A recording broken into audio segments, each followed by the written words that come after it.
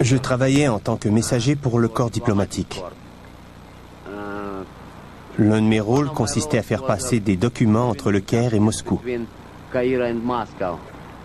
Certains d'entre eux provenaient de M. Sharaf, directeur, à l'époque, du Centre d'information égyptien. C'était aux environs des années 60. La plupart des papiers n'étaient pas intéressants, mais certains d'entre eux, que je ne pouvais pas comprendre, étaient codés. Mais j'ai réussi à en comprendre quelques-uns qui m'ont semblé bizarres, et j'ai décidé d'en faire une copie.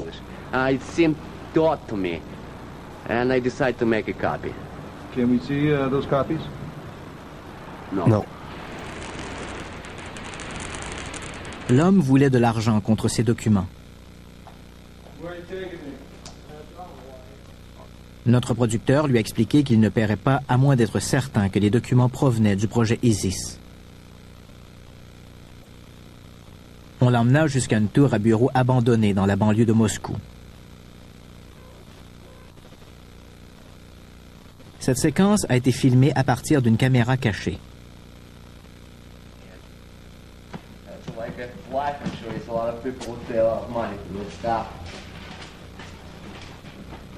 Is that what you used as a courier?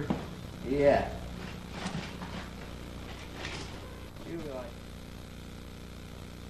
Parmi les documents figurait un mémo adressé à un officier de haut rang du KGB. On peut y lire ces mots. Mes agents ont mis en lieu sûr les notes de l'un des scientifiques qui a travaillé sur les découvertes faites à la tombe du visiteur.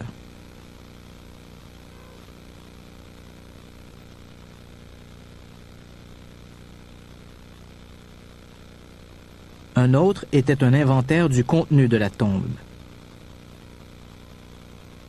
Sur ce document, classé ultra confidentiel, on pouvait lire: emplacement de la découverte non révélé. Sujet, 15 caisses de reliques. Un corps partiellement momifié, un sarcophage de pierre et 8 échantillons de hiéroglyphes.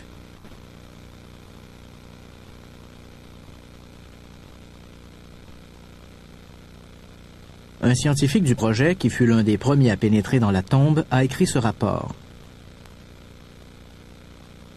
En inspectant la partie du mur, nous avons ressenti une sensation étrange. Une force magnétique répulsive semblait émaner de la pierre. Nous avons été incapables de trouver une quelconque explication scientifique.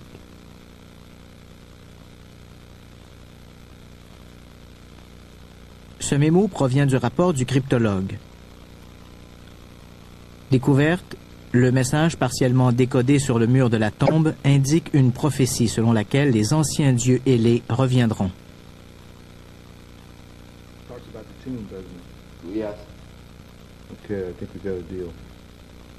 Le document faisait clairement comprendre que le Kremlin prenait le mythe très au sérieux. Un rapport indiquait qu'une unité militaire était assignée sur le site. Des mesures de sécurité du plus haut niveau étaient en vigueur quand on ouvrit le sarcophage.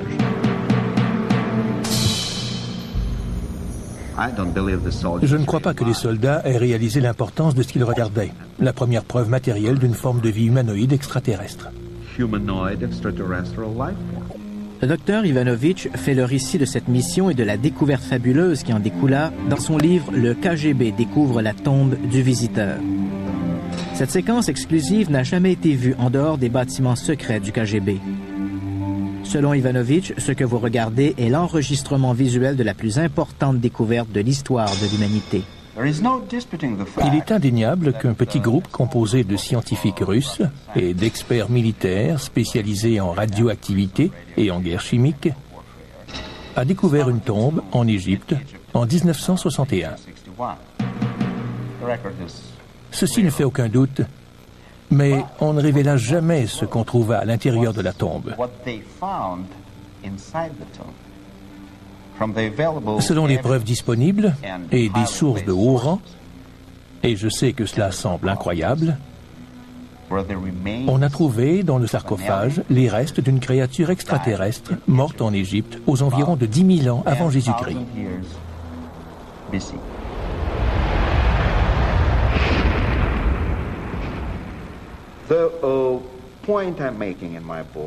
J'explique dans mon livre que la présence de cette créature, la forme des pyramides, ainsi qu'un ensemble des preuves historiques et scientifiques montrent que cette visite a eu lieu aux environs de 11 000 ans avant Jésus-Christ.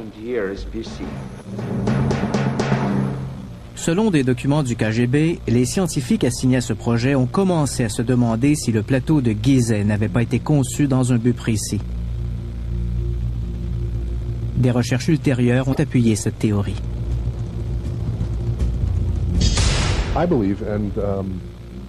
Il existe différentes écoles de pensée, mais je crois que les pyramides, du moins certainement la Grande Pyramide, étaient une machine. Elle devait servir à quelque chose. Les mesures en sont extrêmement précises. Par exemple, le rapport entre la hauteur de la pyramide et son périmètre est le même que le rapport entre le rayon de la Terre et sa circonférence. On peut donc considérer la pyramide comme une représentation triangulaire, tridimensionnelle d'un hémisphère, ce qui laisse penser qu'il y avait peut-être une raison pour que la pyramide résonne avec la planète. En 30 secondes, je peux convaincre les plus grands sceptiques que les pyramides ont la capacité de transformer les ondes cosmiques. Cela peut sembler étrange, mais il s'agit d'un prisme. L'astronome archéologue Yuri Vladimir est d'accord avec l'hypothèse du prisme. Les pyramides sont en effet d'énormes prismes capables de concentrer l'énergie. En s'emparant de la lumière des étoiles, la Grande Pyramide deviendrait un émetteur interstellaire. Les scientifiques du projet prétendent que les 3 pyramides et le Sphinx pourraient faire intégralement partie d'une immense machine conçue par des ingénieurs extraterrestres. Selon eux, tous les monuments de Gizeh sont reliés par un mécanisme de commande centrale situé à l'intérieur de la Grande Pyramide. Dans la Grande Pyramide, un passage mène à la Chambre des rois.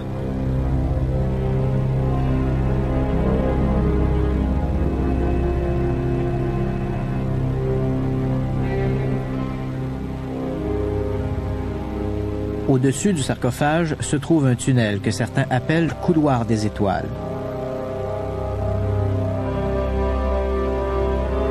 À l'occasion d'un alignement céleste spécifique, la lumière des étoiles inonde ce couloir.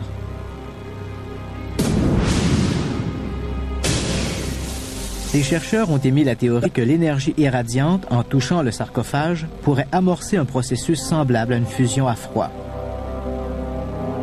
Les chercheurs qui travaillaient sur le projet pensaient que la structure en prisme de la pyramide amplifierait l'énergie et la transférerait aux autres monuments.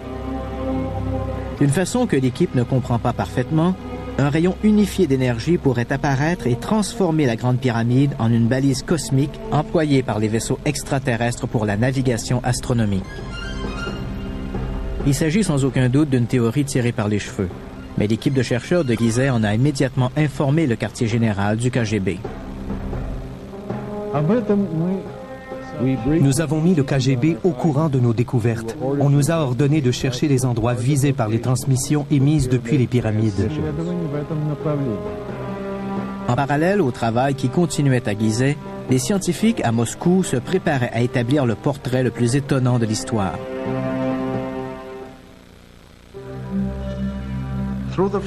À l'aide d'une technique utilisée en médecine légale, ils réussirent à reconstituer le visage de l'humanoïde trouvé dans le tombeau.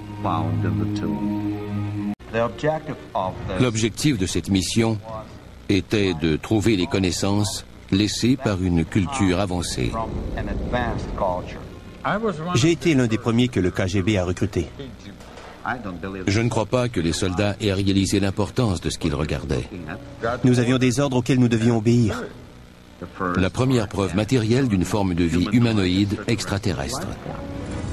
Un contact avec les extraterrestres à une époque reculée dans un pays millénaire.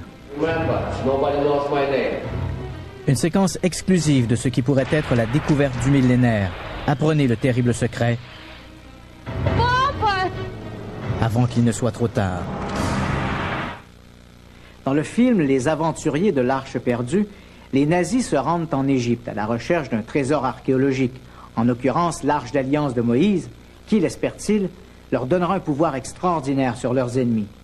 Comme vous allez le voir, parfois la réalité dépasse la fiction.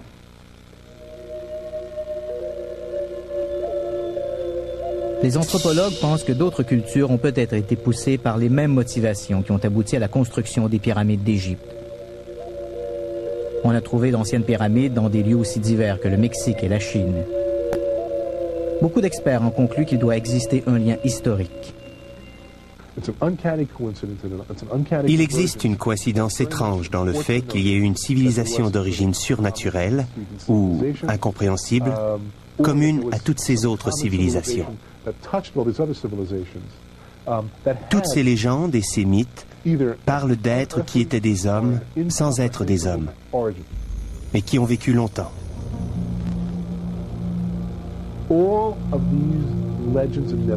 Ces géants seraient montés à bord de vaisseaux spatiaux pour voyager parmi les étoiles, et ils nous auraient enseigné le langage, les alphabets et les calendriers.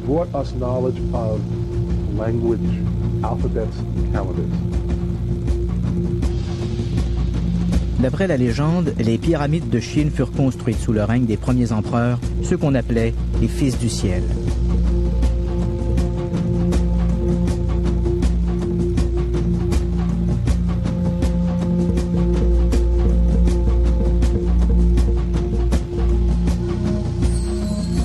De semblables légendes entourent les pyramides du Mexique et du Yucatan. Étrangement, le terme marcheur d'étoiles se retrouve dans le folklore sud-américain et dans les écrits égyptiens. Les Égyptiens employaient l'expression voyageurs d'étoiles pour décrire une catégorie de dieux humains. Ils étaient des hommes sans être des hommes. Ils étaient plus grands que des hommes. Peut-être étaient-ils les géants ou les titans qui marchaient parmi les étoiles. On retrouve ce concept d'hommes qui marchent parmi les étoiles, mais qui ne sont pas des hommes, qui sont semblables à des dieux. Ils marchaient parmi les étoiles et ont décollé de la Terre dans des vaisseaux spatiaux. La Bible nous parle de l'un d'entre eux. Quand on croit en la Bible, on est presque obligé de croire en cette notion. De mon côté, cela me met la puce à l'oreille quand différentes cultures disent la même chose.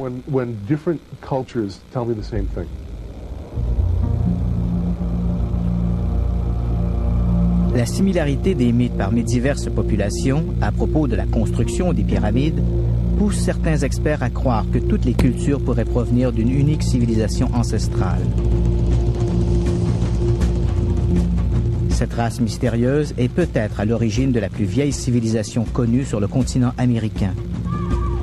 Les Incas du Pérou ont presque atteint le même niveau d'ingénierie et de construction que les Égyptiens. De la même façon que les Égyptiens, les Incas n'avaient aucune connaissance de la roue, et pourtant, des milliers de routes parsemaient leur empire. Comment et pourquoi les premiers Incas ont-ils construit des routes sur le terrain le plus inhospitalier de la planète? Les ingénieurs d'aujourd'hui auraient du mal à construire le centre spirituel de Machu Picchu. Comment les Incas déplaçaient-ils d'énormes pierres à de telles hauteurs? Peut-être une civilisation inconnue qui avait d'abord fait son apparition en Égypte a-t-elle aidé les Incas? Certains disent que cette race mystérieuse nous a laissé des capsules témoins de connaissances. Pour découvrir notre héritage antique, nous devons résoudre l'énigme de la pyramide. Les membres de l'équipe scientifique de Gizeh croyaient avoir découvert le secret des pyramides. Selon eux, des voyageurs extraterrestres se servaient des pyramides comme d'un outil pour la navigation astronomique. Le KGB a ordonné à l'équipe de déterminer l'emplacement cible. Les planètes, les étoiles, les constellations et les galaxies sont constamment en mouvement. Les scientifiques du projet ont dû reproduire le ciel nocturne tel qu'il était au-dessus de Gizeh il y a des milliers d'années. Nous savons maintenant beaucoup de choses et nous pouvons calculer l'emplacement des corps célestes à un moment donné. Disons que la construction date de 1000, 2000, 2500 ans. Pour la période 2500 avant Jésus-Christ, les scientifiques de la mission n'ont trouvé aucun alignement direct entre les pyramides et un groupe de planètes ou d'étoiles. Grâce à une simulation par ordinateur, nous avons été capables de reproduire la sphère céleste telle qu'elle était avant la civilisation humaine.